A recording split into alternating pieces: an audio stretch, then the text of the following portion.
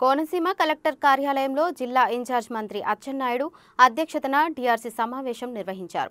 కోనసీమ జిల్లా వ్యవసాయ ఆధారిత ప్రాంతమని, ఈ ప్రాంతంలో కొబ్బరి దిగుబడి అధికంగా ఉంటుందని, త్వరలోనే కోకోనట్ క్వాయర్ బోర్డులు కోనసీమలో ఏర్పాటు చేస్తామని అచ్చెన్నాయుడు తెలిపారు.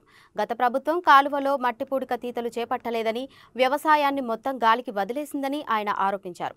కోనసీమ ప్రాంతంలో ఇసుక రీచ్లు తక్కువ ఉన్నందువల్లే ఇసుక సమస్య ఏర్పడిందని, త్వరలోనే 8 ఇసుక రీచ్లు ప్రారంభించి ఇసుకను పూర్తి స్థాయిలో అందుబాటులో ఉంచుతామని ఇన్ఛార్జి మంత్రి అచ్చెన్నాయుడు తెలిపారు. గత నెలలో ఈ జిల్లాకు వచ్చినప్పటికీ కూడా ఎన్నికల కోడ్ ఉండటం వల్ల జిల్లా ప్రణాళిక బోర్డు సమావేశాన్ని జరపలేకపోయాం. ఈరోజు దాదాపుగా 3.5 గంటల సేపు జిల్లా సమన్వయ కమిటీ అదేవిధంగా ప్లానింగ్ బోర్డు సమావేశాన్ని జరుపుకున్నాం. జిల్లా మీద పూర్తిగా అవగాహన వచ్చింది. ఈ జిల్లా పెర్ క్యాపిటా ఇన్కంలో 22వ స్థానంలో ఉంది. కోనసీమ జిల్లా అంటే అందాల జిల్లా, వ్యవసాయ ఆధారిత జిల్లా, కోకోనట్స్ బాగా ఉన్నటువంటి జిల్లా, అదేవిధంగా ఆక్వాకల్చర్ ఎక్కువగా ఉన్నటువంటి జిల్లా. అన్ని అవకాశాలు ఈ జిల్లాకు ఉన్నప్పటికీ కూడా పెర్ క్యాపిటా ఇన్కంలో ఈరోజు మనం చాలా తక్కువగా ఉన్నాం. ఈరోజు ప్రధానంగా 3-4 అంశాల మీద డిస్కస్ చేశాం. మొదటిది వ్యవసాయం, వ్యవసాయ అనుబంధ రంగాలు. 3.5 లక్షల ఎకరాల్లో వరి పండిస్తున్నారు.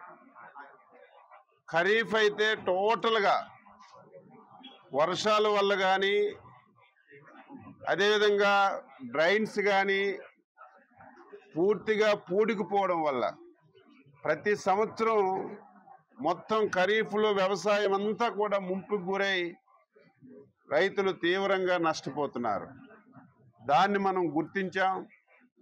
అదేవిధంగా దానికి ప్రత్యామ్నాయంగా రబీలో అదేవిధంగా ప్రభుత్వం నుంచి అన్ని విధాల ఎరువులు కానీ విత్తనాలు కానీ అన్ని విధాల సహకారం చేసి రబీలో ఈ ముంపు నుంచి కొంత తప్పించుకొని ఎక్కువ ఈల్డింగ్ రావడానికి అవకాశం ఉంది. కాబట్టి ఖరీఫ్లో వచ్చినటువంటి నష్టాన్ని రబీలో పోర్చడానికి ఈ సంవత్సరం ఖరీఫ్లో ఎన్ని వేల హెక్టార్లలో వ్యవసాయం చేశామో అంతే స్థాయిలో చేసి ఇక్కడ రైతుకి ఆదాయం తీసుకురావడానికి ప్రయత్నం చేయడానికి నిర్ణయం చేశాం.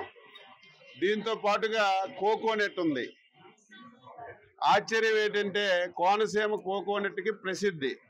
ఇక్కడ కోకోనట్ బోర్డు ఇక్కడ లేదు. కోకోనట్ నుంచి ఏదైతే ఫుడ్ ప్రాసెసింగ్ యూనిట్ పెట్టి దానికి అవసరమైనటువంటి కార్యక్రమాలు చేయాలో అవి కూడా చేయలేదు. అందుకే కలెక్టర్ గారికి చెప్పాం, ఇమీడియట్గా లేఖ రాసి కోకోనట్ బోర్డు ఇక్కడ తీసుకురావడం, రాజమండ్రిలో ఉన్నటువంటి కాయిల్ బోర్డు కూడా ఇక్కడ తీసుకురావడం చేస్తే ఇక్కడే ఫుడ్ ప్రాసెసింగ్ యూనిట్ ఎంఎస్ఎంఈలో కోకోనట్కి 1-2 ప్లేసుల్లో తీసుకురాగలిగితే కోకోనట్లో వచ్చినటువంటి అన్నింటినీ మనం మార్కెటింగ్ చేసుకోగలిగితే ఈరోజు 6 రూపాయలకి కోకోనట్ అమ్ముతున్నారు. ఈ విధంగా మనం ఎంఎస్ఎంఈ ద్వారా ఫుడ్ ప్రాసెసింగ్ యూనిట్ ఒకటి పెట్టగలిగితే కోకోనట్కి సంబంధించి భారీ ఆదాయం సమకూర్చడానికి అవకాశం ఉంటుంది.